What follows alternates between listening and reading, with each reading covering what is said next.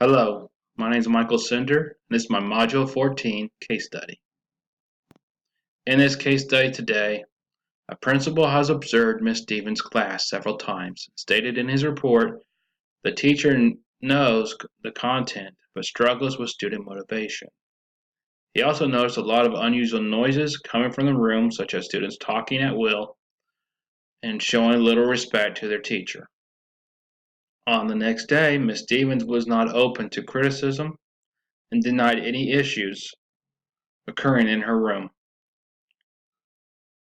Following week, principal completed another visit and same problems were evident. As a result, principal marks non-renewal on Ms. Stevens' evaluation. Ms. Stevens disagreed with her evaluation and stated that no one had ever shown her strategies to help within her classroom. Ms. Stevens threatens to sue the school district because administration has failed her. So, throughout this presentation, I will be weighing my options as an upcoming administrator and see if I should renew Ms. Stevens' teaching contract for next year or not. All right, so let's see if there's any legal or ethical issues that occurred in this case. There are two groups being harmed in this situation: Ms. Stevens, who may be unemployed next school year, and her students, who may be subjected to an ineffective teacher for another school year. Ms. Stevens, as a teacher, has a right to due process and to listen to the claims against her and respond. She also has a right to know in advance that termination may be the next step. There is no obvious administrative harassment in the form of sexual, race, religion, and so forth. After several observations, Ms. Stevens could feel intimidated by her administrator and may have a case if leadership never offered any strategies to fix the issues that the principal has noticed in her room. So, in summary,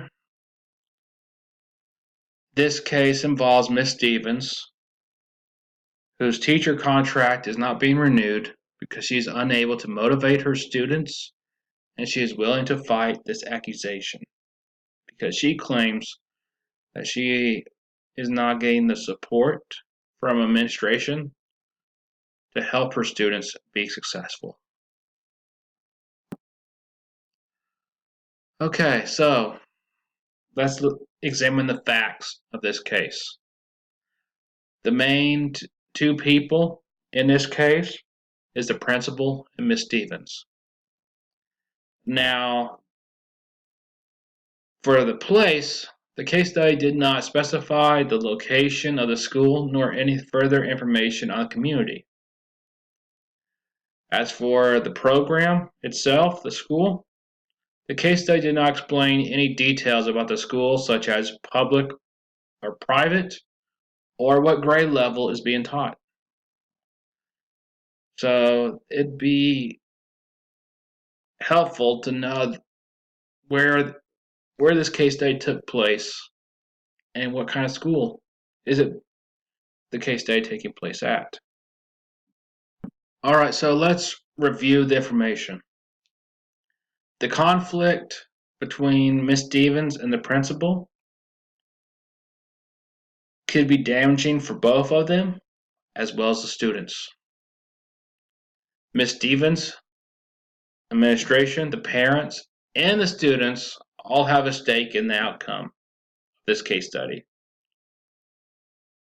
Lastly, the district level stakeholders likely have an input in this situation.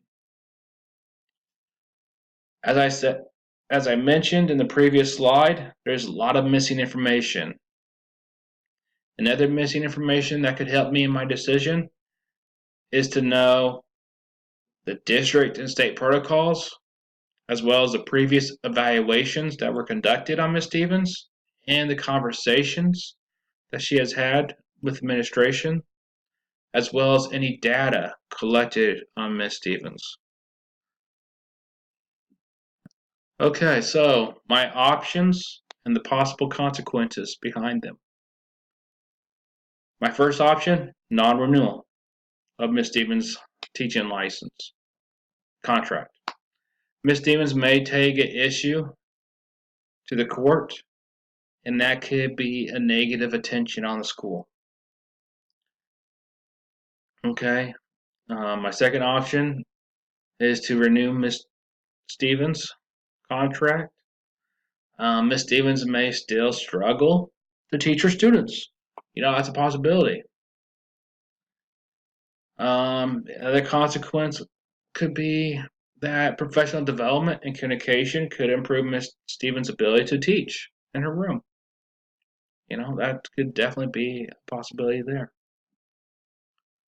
Other options may include reevaluate my current decision of not renewing Ms. Stevens' contract. A consequence behind that option is that a time constraint needs to be put in place to allow improvement. Another consequence would be that a teacher may meet requirements but still not promote student success. So within that time constraint, she may show improvement. However, once the decision has been made to renew her contract, she could go back to her old ways and not promote student success. Last option, renew on contingency. So the consequence would be to see if tenure could be avoided. It did state in the case study that if she is renewed for next year, she will receive tenure.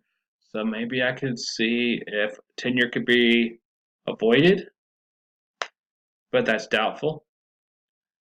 Another consequence behind that option is to allow Ms. Stevens time to approve with the assistance from administration.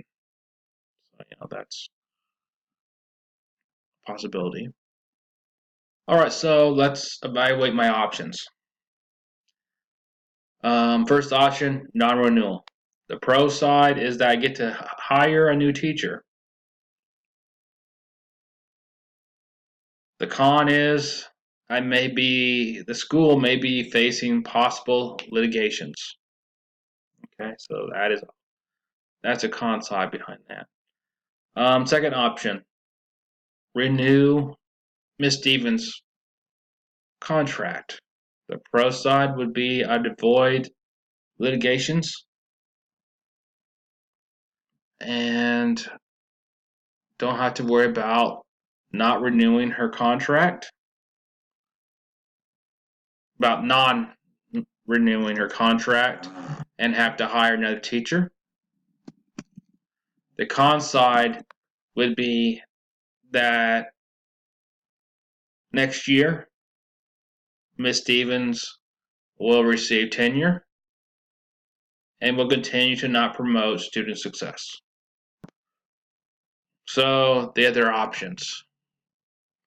Reevaluate current decision. The pro side of that is that I show how to evaluate, develop, and implement systems of supervision and support.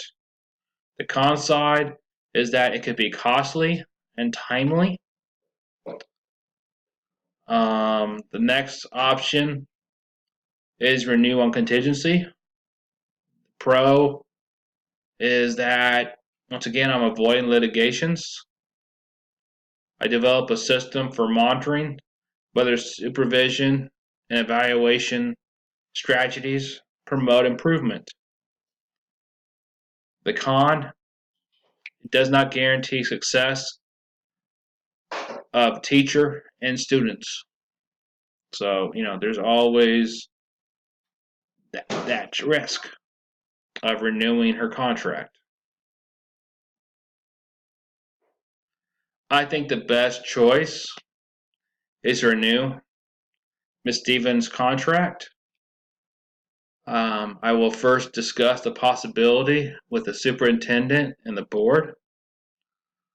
Allow a year for the teacher to improve.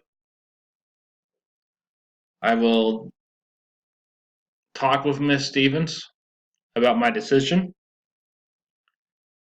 outline my expectations, and share supervision and help create a support plan for this teacher so she can promote student success. I would also explain my evaluation process and provide feedback time from time. And lastly, evaluate Ms. Stevens throughout the year. So, how would I go about implementing this decision of renewing Ms. Stevens' contract? I would use my understanding and capacity to undertake and implement this work within a school setting by building a relationship and communication with the teacher. I would inform her of my decision and the consequences if she does not follow the plan that I have put in place. That plan would include developing a system for monitoring whether supervision and evaluate strategies that promote improvement within Ms. Stevens' class.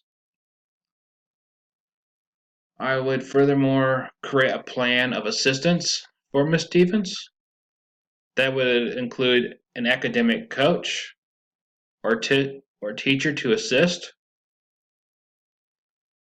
accountable feedback to support improvement, frequent check-ins with Ms. Stevens, understand what needs to be done and consequences if it is not done,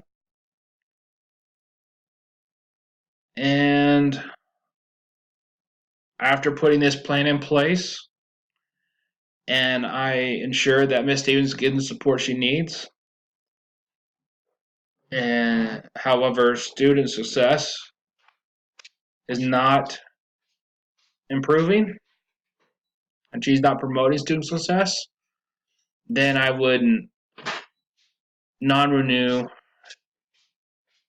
the teacher's contract after a year. Well, that's my presentation. Thank you, and have a good night.